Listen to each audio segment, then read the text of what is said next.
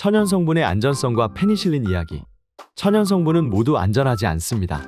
천연 물질을 잘못 먹으면 사망하거나 질병을 치료하려고 먹었다가 악화되는 경우도 발생했습니다. 이처럼 인간은 오랜 세월 시행착오를 겪으며 식물과 광물의 사용법을 지식과 경험으로 익혔습니다. 기원전 300년경 수메르인의 기록에도 확인 가능한 천연물은 아편즙입니다. 가장 대표되는 천연물 아편은 진통제 또는 만병통치약으로 오랫동안 사용되어 왔습니다. 집집마다 양귀비를 길러 아편즙을 짜서 말린 후 긁어내 가루를 만들어 약으로 사용했습니다. 그러나 천연 성분이라도 아편처럼 독도는 약이 되는 혼합물인 것을 기억해야 합니다.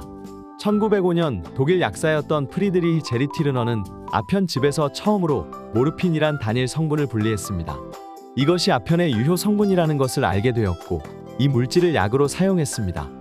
1925년 영국 화학자 로버트 로빈슨이 모르핀 구조를 분석하면서 천연물에서 추출되어 확인된 화합물 중 염기로 질소 원자를 가지는 화합물 모두를 알칼로이드로 분류했습니다.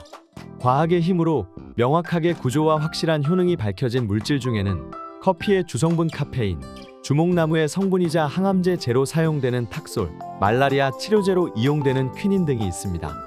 대부분 독극물에 해당하는 경우가 많은데 아편처럼 위험할 수도 있고 카페인처럼 식품으로 섭취 시 큰 영향이 없을 수도 있습니다. 그렇기 때문에 모든 천연물은 인간에게 이롭지 않습니다.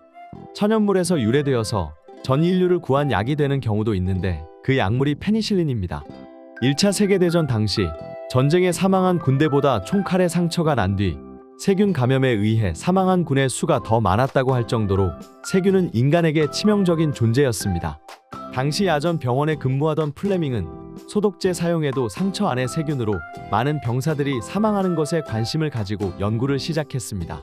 1928년 포도상 구균이 배양된 페트리 접시에 쌓아둔 곳에서 우연히 곰팡이 포자에 오염된 부분의 세균이 죽은 것을 보고 이를 분리하여 최초의 항생물질인 페니실린을 발견했습니다. 모든 곰팡이가 항생제가 되는 것은 아니고 푸른 곰팡이 중 페니실리움 노타툼이라는 특정 곰팡이가 페니실린의 원재료로 사용된다는 것을 확인하고 페니실리움에서 페니실린이란 이름을 따왔습니다. 그러나 페니실린은 분자와 원자 간 에너지가 불안정해 안정화를 위해서는 낮은 온도의 냉장 보관을 해야 했기 때문에 이 불안한 구조로 상용화까지는 오랜 시간 걸렸습니다. 플레밍은 곰팡이에서 페니실린만 분리하고 싶었으나 실패했고 연구는 학술적 가치만 인정받았습니다. 플레밍의 연구에 다시 불을 붙인 건 오스트리아 병리학자 하워드 플로리와 독일의 생화학자인 에른스트 체인입니다. 이들은 플레밍의 논문을 바탕으로 연구를 진행해서 페니실린을 분리하는 데 성공했습니다. 이후 미국 농업연구소의 도움으로 곰팡이에서 페니실린을 대량 추출하는 방법을 개발하여 현재의 항생제를 만들었습니다.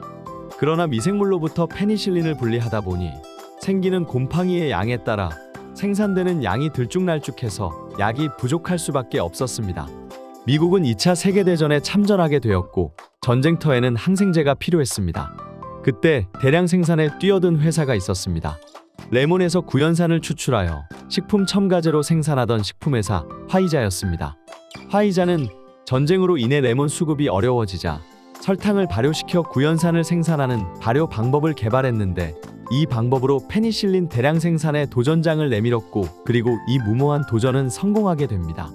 화이자는 노르망디 상륙작전에 사용된 대부분의 페니실린을 공급할 수 있었고 이 도전 덕에 지금과 같은 제약회사로 성장할 수 있었습니다. 화이자는 이후 페니실린, 비아그라 그리고 코로나19 백신을 통해 지금의 제약회사로 자리 잡게 됩니다. 실험실에서 우연히 발견한 과학적 사실이 누군가에게 의해 눈에 보이는 결과물이 된 것입니다.